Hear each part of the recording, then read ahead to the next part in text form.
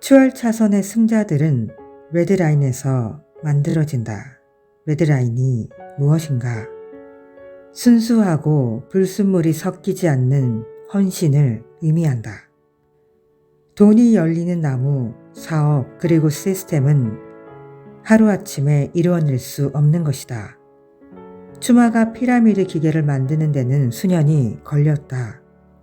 헌신은 돈이 열리는 나무에 주는 물, 햇빛, 비료, 경작을 뜻한다. 나는 헌신이야말로 서행 차선으로부터 탈출을 이끌어낼 수 있는 그 단어라고 생각한다. 활발한 사업을 창조해내는 것은 한 아이를 출생부터 어른이 될 때까지 최선을 다해 키우는 것과 같은 것이다. 부모가 자녀에게 헌신하듯 당신도 당신의 시스템과 사업에 헌신하면 되는 것이다.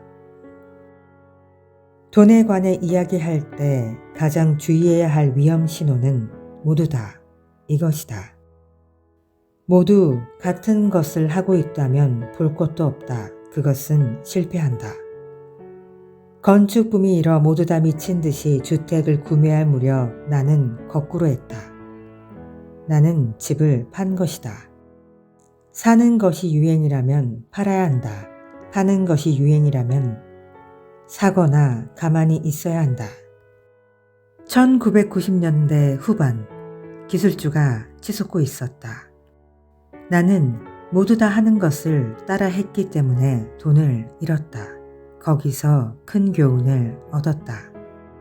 최근 주택 붐이 일어났다. 나는 집을 사지 않았다.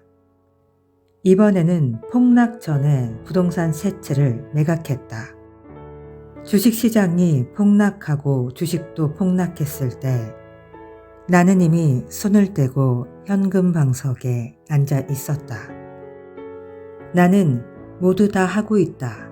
라는 신호를 알아챈 것이다. 모두 다 하고 있는 그것이 맞다면 모두가 부자가 되어야 한다. 이 명제는 비논리적으로 보일 수도 있겠다. 하지만 나를 한 번도 실망시킨 적이 없었다. 그렇다면 모두가 다 하고 있는 그것을 어떻게 알 수 있을까? 간단하다. 소비자들, 일반 대중에게 널리 퍼진 아주 분별 없는 열광을 본다면 이제는 손을 떼야 할 때라는 것을 알아야 한다. 2009년 초반 주식시장이 결단났을 때 사는 사람은 누구였고 파는 사람은 누구였는가? 사실 모두 다 팔고 있었다. 하지만 워렌 버핏은 사는 사람이었다. 모두 다 팔고 있을 때 세계 최고 부자는 사고 있었다. 모두가 틀렸던 것이라고 말할 수 있을까? 그렇다. 다른 모든 사람과 다르게 살고 싶다면 모두와 같으면 안 되는 것이다.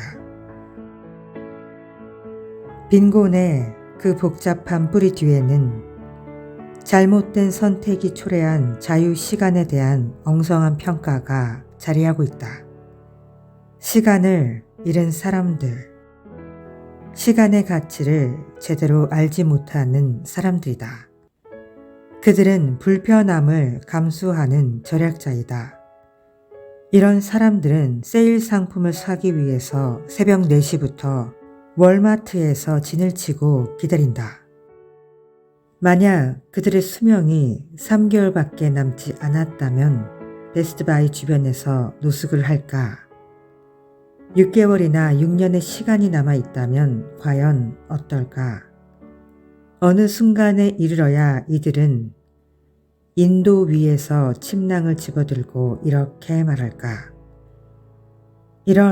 난 도대체 왜 전자상가 밖에서 이렇게 노숙을 하고 있는 거지? 이게 과연 현명하게 삶을 사는 걸까? 그런데 인도를 걷는 사람들은 인도 위에서 잠을 잔다. 추월 차선을 달리는 사람들은 시간이 가장 소중한 자산이기 때문에 의사결정에 있어서도 시간을 핵심 고려사항으로 간주한다.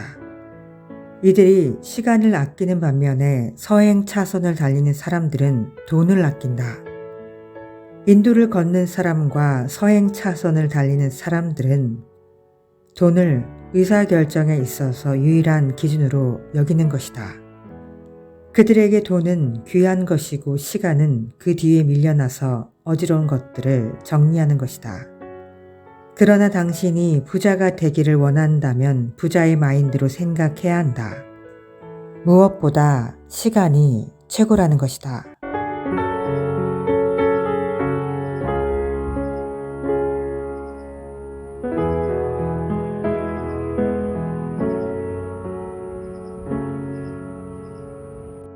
Hey guys, be smart with your time. Life goes on. Thank you so much for watching and have a good day.